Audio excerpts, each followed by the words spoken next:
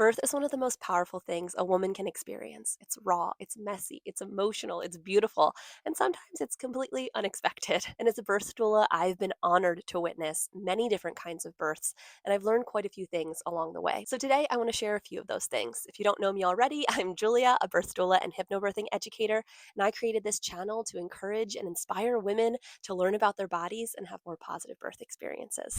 The first thing, and I think one of the most important things to understand, is that birth is not linear, and that's okay.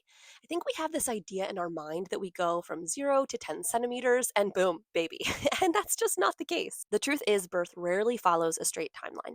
Think of it more in waves or an ebb and a flow. Sometimes there's peaks and there's valleys, and that is very normal. I've been with women who go from early labor to birth in a matter of minutes. I've also been with women who've been at 4 centimeters for a few hours, if not days, and both are completely normal. And what I've learned is that birth is so much more than a physical process. It's emotional, it's hormonal, and it's deeply connected to how you're feeling and what's going on around you. If you're feeling safe and supported, labor often flows more easily.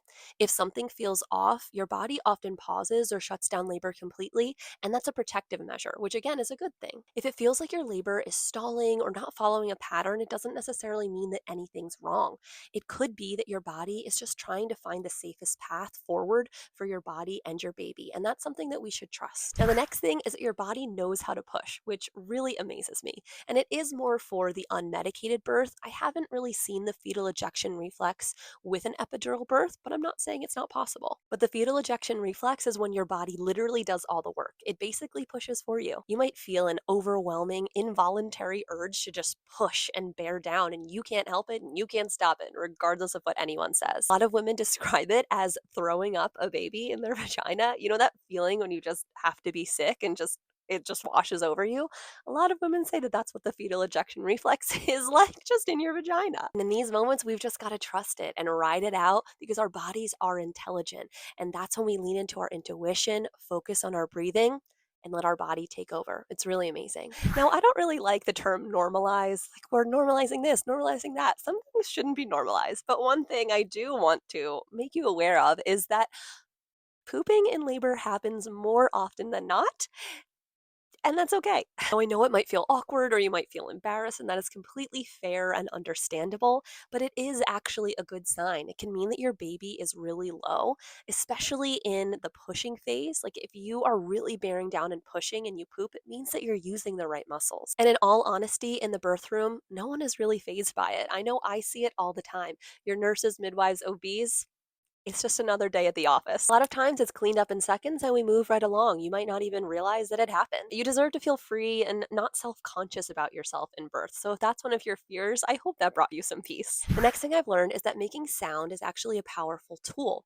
Now, not every woman is vocal in labor, but it can be a coping strategy to get through your contraction. So whether it's humming, moaning, deep breathing, maybe a mooing sound, all of these things actually help release tension in your jaw, which is directly connected to your pelvis. So if you're there and you're like, your jaw is nice and soft, it will relax your pelvis and your pelvic floor. And after attending births for so many years, I can actually tell when a woman is progressing in labor due to her sounds. Like if you're really high up and maybe it's a whoo, I'm like, okay, maybe that's still early labor. But when she's like, oh, riding it out, I can usually tell that that is a sign that labor is progressing. Again, a very good thing. And the last thing I want to share today is that rest is a part of the work in labor. One of the most loving things that you can do for yourself is to rest when your body is asking for it. Labor can be long, especially for a first time birth when you're not really sure how your body is going to react. The early and middle stages of labor can take a while. Sometimes your body will ask you to pause, to lie down, to close your eyes, and just be still for a moment. Maybe it's not getting a full deep REM sleep, but it is rest, and that is ultimately what's going to carry you through a long labor. I've seen women fall asleep and actually snore in between contractions. I've seen women take full-blown naps right before transition, wake up, birth their babies 20 minutes later. So give yourself permission to rest. It is not a sign of weakness, it's a part of the rhythm and the ebb and flow of labor. And remember, regardless of where or however your birth takes place, it's not a medical event, it's not an illness or a sickness. It is a whole body, whole soul experience. And the more we understand it, the more we can learn to trust it. If you want to dig deeper and learn more about how you can have a positive birth experience, I created the Pregnancy Prep Packet, which you can find the link in the description box below. That's all for me today. Thank you so much for watching. I hope this video inspired and encouraged you to trust your body and to trust birth. See you in my next video. Bye.